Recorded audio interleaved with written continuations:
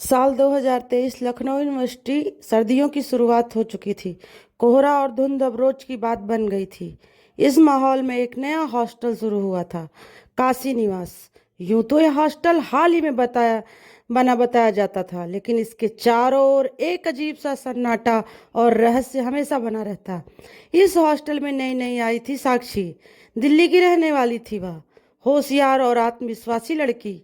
वह पत्रकारिता की पढ़ाई कर रही थी और अपनी स्टडी में अव्वल थी। साक्षी को हॉस्टल का कमरा नंबर 308 मिला।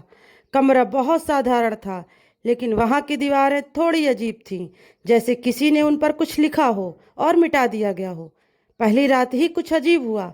साक्षी को लगा कि बगल वाले कमरे में किसी लड़की के रोने की आवाज़ आ रही है। वह दरवाज़ा खोलकर बाहर गई, लेकिन कॉरिडोर पूरी तरह सुनसान था। कोई भी नहीं था। उसने दरवाज़ा बंद किया और अपने बिस्तर पर लौट आई, पर आवाज़ें धीरे धीरे तेज होने लगीं। मुझे यहाँ से निकालो, मैं जिंदा हूँ। साक्षी का चेहरा पीला पड़ गया। उसने सोचा शायद सपना है, पर आवाज़ें साफ थीं। अगली सुबह उसने वार्डन से इस बारे में पूछा।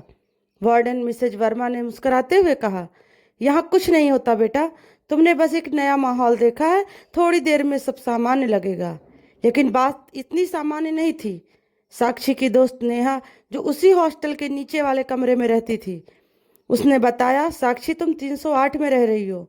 अरे वो तो बंद किया गया था कुछ साल पहले। क्यों? साक्षी ने पूछा। नेहा थोड़ी हिचकी, फिर धीरे से बोली, कहा जाता है कि वहाँ एक लड़की ने आत्महत्या की थी। उसका नाम सिमी था। वो यहाँ फर्स्ट ईयर में आई थी और 3 महीने बाद एक रात पंखे से लटकती मिली। लेकिन उसकी मौत के बाद कई लड़कियां उस कमरे में आईं और सबको कुछ न कुछ दिखने लगा। किसी को रोती लड़की, किसी को चिल्लाती चलती परछाई। आखिरकार हॉस्टल प्रशासन ने वह कमरा बंद कर दिया था। फिर मुझे वो कैसे मिला? साक्षी चौंकी। शायद उन्होंने नए पेंट करवाकर नंबर बदल दिया हो, लेकिन उस कमरे का इतिहास वही है। उस रात साक्षी ने तय किया कि वह अपने मोबाइल से कमरे में कैमरा ऑन करके पूरी रात रिकॉर्ड करेगी। सुबह जब वीडियो देखा गया तो जो दिखा वो डराने वाला था। आधी रात के समय कैमरे में एक धुंधली आकृति बिस्तर के पास खड़ी दिख रही थी। उसके बाल बिखरे थे और उसने सफ़ेद कुर्ता पहना था। और सबसे डरावनी बात, वीडियो के आखिर में एक आवाज़ आई, तू मेरी जगह क्यों ले रही है? साक्षी अब डर तो चुकी थी, लेकिन पत्रकारिता की छात्र होने के नाते उसमें एक अलग ही जिज्ञासा पैदा हो गई थी। उसने तय किया कि वो इस हॉस्टल का पूरा सच जानकर रहेगी। वो सीधे लाइब्रेरी पहुंची, जहां उसने पुराने हॉस्टल के यूनिवर्सिटी की फाइलें रखी थी। उसने सन 2017 के रिकॉर्ड उठाए और वहां उसे एक नाम मिला, Shimi Mishra, BA first year, room number 308। उसके सामने लिखा था, कमिटेड सुसाइड ऑन 14 दिसंबर 2017। उसी वक्त साक्षी की नज़र एक अजीब चीज़ पर पड़ी। एक अखबार की कटिंग जो वहीं फाइल में रखी थी। उस पर लिखा था, कॉलेज हॉस्टल में छात्रा ने आत्महत्या की, लेकिन 100 पर पाए गए थे संघर्ष के निशान। पुलिस ने मामला आत्महत्या मानकर फाइल बंद कर दी। यानी यह आत्महत्या नहीं थी। साक्षी का शक अब यकीन में बदल चुका था। यह एक मर्डर था, जिसे आत्महत्या का रूप दे दिया गया था। उसी रात जब वो अपने कमरे में लौटी तो दरवाज़ा बंद करते ही बिजली चली गई। कमरे में घना अंधेरा छा गया। फिर कमरे में की दीवारों से आवाज आई, साक्षी मुझे न्याय दिलाओ। साक्षी डर के मारे कांपने लगी, पर कुछ हिम्मत करके उसने मोबाइल की फ्लैश लाइट ऑन की और फिर दीवार पर वही मिठा हुआ सा कुछ उभरने लगा। उसने ध्यान से देखा। किसी ने नाखून से दीवार पर लिखा था, मुझे मारा गया है, नीचे सीढ़ियों के पास सबूत हैं। अगली सुबह साक्षी ने नेहा को सारी बात बताई। दोनों ने मिलकर प्लान बनाया कि हॉस्टल के पीछे बनी पुरानी सीढ़ियों के नीचे जाकर देखेगी। शाम ढलते ही दोनों वहां पहुंची। सीढ़ियां टूटी फूटी थी और नीचे मिट्टी जमी थी। एक कोना थोड़ा उखड़ा हुआ दिखा। उन्होंने वहां खुदाई शुरू की। कुछ ही देर में एक पुराना लोहे का बॉक्स मिला। डब्बा खोला गया तो उसमें एक डायरी थी, सिमी की डायरी। डायरी के आखिरी पन्ने पर लिखा था, मेरे प्रोफेसर साहब मुझे ब्लैकमेल कर रहे हैं। वो मुझे रोज डराते हैं, कहते हैं कि अगर मैंने मना किया तो मेरी तस्वीरें वायरल कर देंगे।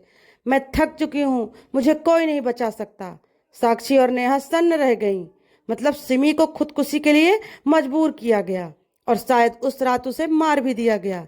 नेहा बोली, अब मैं इस सच को सबके सामने लाऊंगी।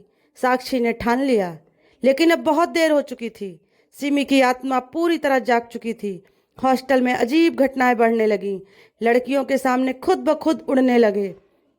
रात को कमरे खुलने लगे और कई लड़कियों ने दावा किया कि उन्हें कोई उनके बाल खींचकर जगाता है। रात के 3 बजे साक्षी के कमरे में फिर वही आवाज गूंजी, तू अगर रुकी तो तुझे भी मैं वहां पहुंचा दूंगी। अब आत्मा सिर्फ न्याय नहीं, बदला भी चाहती थी। साक्षी के पास सब सबूत था। सिमी की डायरी, उसका लिखा बयान और उस रात की सीसीटीवी फुटेज जिसे उसने कॉलेज के सर्वर से हैक कर निकाला था। वीडियो में सिमी प्रोफेसर विनोद के ऑफिस में जाती हुई दिखाई दी थी और लगभग 40 मिनट बाद वो बाहर नहीं आती। फिर आधी रात को वही प्रोफेसर हॉस्टल की ओर आता है, कुछ ले जाता हुआ। अब सब कुछ साफ था। साक्षी ने डायरी की फोटोकॉपी ली, वीडियो की कॉपी बनाई और यूनिवर्सिटी के प्रिंसिपल से मिलने का वक्त मांगा। पर उस रात कुछ भयानक हुआ। रात करीब 2:15 बजे पूरा हॉस्टल एक तेज चीख से गूंज उठा, उसे मत रोको, मुझे पूरा सच बाहर लाना है। कमरा नंबर 308 से आग निकलने लगी। सब लड़कियां बाहर भागने लगीं। वार्डन और गार्ड्स ने पानी से बुझाने की कोशिश की, लेकिन कमरे के अंदर कोई नहीं गया। जब दरवाजा खोला गया तो देखा गया कमरा ठंडा था, एकदम बर्फ जैसा। दीवार पर खून से लिखा था, मैं अब चैन से सोऊंगी जब उसे सजा मिलेगी। साक्षी ने सबूत लेकर सीधे डीसीपी ऑफिस में कंप्लेंट दी। पहले पुलिस ने इनकार किया, लेकिन जब वीडियो और डायरी की असली कॉपी सामने आई तब प्रोफेसर विनोद को अरेस्ट किया गया। पूछताछ में उसने कबूल किया, सिमी ने मुझे सबके सामने बेइज्जती करने की धमकी दी थी। मैं डर गया था। मैंने उसे डराने की कोशिश की, लेकिन उस रात उसने भागने की कोशिश की और सीढ़ियों से गिर पड़ी। मैं डर गया और 100 को फंदे से लटका दिया। प्रोफेसर को 20 साल की सजा हुई। साक्षी ने उसके केस पर डॉक्यूमेंट्री बनाई, 308 द साइलेंट क्राई। यह फिल्म वायरल हुई, कई न्यूज चैनलों पर चली। और उसके बाद साक्षी जब एक दिन कमरे में अकेली बैठी थी, उसे धीमी आवाज में कोई बोला, थैंक यू। उसने पीछे मुड़कर देखा, दीवार पर हल्के से सिमी की मुस्कुराती परछाई उभरी और फिर गायब हो गई। भले ही केस खत्म हो गया, लेकिन काशी निवास हॉस्टल को अब बंद कर दिया गया है। कमरा नंबर 308 हमेशा के लिए सील है। लोग कहते हैं आज भी अगर कोई लड़की उस कमरे के पास से गुजरती है तो उसे सिमी की सिसकी सुनाई देती है। कभी किसी को इतना मत डराओ कि वो मर ही जाए। तो दोस्तों, आपको हमारी स्टोरी कैसी लगी प्लीज़ कमेंट करके ज़रूर बताइएगा, और अच्छी लगी हो तो दोस्तों लाइक और शेयर करना ना भूलिएगा। चैनल पर नए हैं तो चैनल को सब्सक्राइब करके बेल आइकन दबा दीजिएगा, जिससे मेरी नई नई कहानियों के नोटिफिकेशन आप तक मिलते रहें। फिर मिलते हैं दोस्तों आपसे एक नई कहानी के साथ।